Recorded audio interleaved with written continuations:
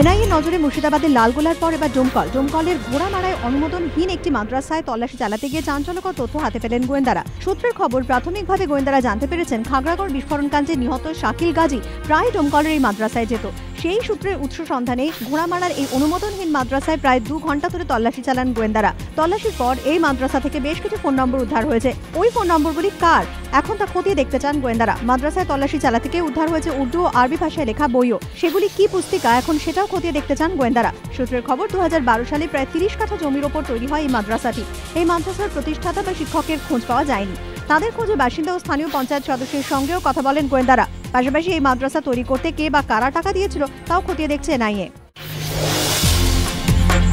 মহারাষ্ট্রে সরকার গঠনের স্ট্র্যাটেজি ঠিক করতে নীতিন গডকরির বাড়িতে বৈঠকে বসেছেন বিজেপি সভাপতি অমিত শাহ। সূত্রের খবর, শিবসেনা আর এনসিপি এই বৈঠকে তা আলোচনা করতে পারেন বিজেপির শীর্ষ নেতারা। এছাড়াও আরও একটি সূত্রে জানা যাচ্ছে, সরকার গড়তে নির্দলদেরও সাহায্য নিতে পারে বিজেপি। মহারাষ্ট্র বিধানসভা 288টি আসনের মধ্যে একক সংখ্যাগরিষ্ঠ দল হিসেবে 123টি আসন পেয়েছে বিজেপি, যদিও ম্যাজিক ফিগার ছুঁতে পারেনি তারা। এই পরিস্থিতিতে এনসিপি বাইরে থেকে সমর্থনের ঘোষণা করলেও নির্দলদের সমর্থন পেতে তৎপর বিজেপি। সূত্রের খবর, 27 জন নির্দল বিধায়কের সঙ্গে আলোচনা চলছে।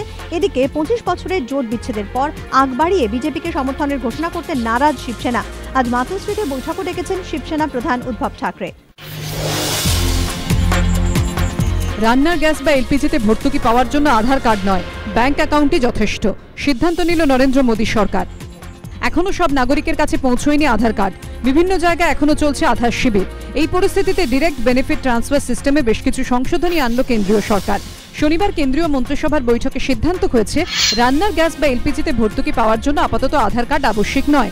ব্যাংক অ্যাকাউন্ট থাকলেই সরাসরি ভর্তুকি টাকা পাবেন গ্রাহক। জনধন যোজনা প্রকল্পে যেসব গ্রাহক ব্যাংক অ্যাকাউন্ট করেছেন তারাও এই সুবিধে পাবেন। 15 নভেম্বর থেকে প্রাথমিকভাবে দেশের 54টি জেলায় এই প্রকল্প চালু হবে। দেশের বাকি অংশের এলপিজি গ্রাহকরা এই সুবিধে পাবেন আগামী বছরের 1 জানুয়ারি থেকে। যেখানে সেখানে থুতু, পানের পিক। রাজ্যের যে কোনো সরকারি হাসপাতালে ঢুকলে আপনার চোখে পড়বে এমনই ছবি। চিকিৎসকরা প্রায়ই বলেন, এভাবে যত্রতত্র পড়ে থাকা থুতু বা পানের পিক একদিকে যেমন পরিবেশকে নোংরা করে, তেমনি এ থেকে রোগ ছড়িয়ে পড়ার আশঙ্কাও থাকে। এবার এসএসকেএমের ভেতরে এই ছবি বদলের উদ্যোগ নিল হাসপাতাল কর্তৃপক্ষ। শনিবার হাসপাতালের রোগী কল্যাণ সমিতির বৈঠকে সিদ্ধান্ত হয়েছে, 1 নভেম্বর থেকে হাসপাতাল চত্বরে থুতু ফেললে কড়া ব্যবস্থা নেওয়া হবে।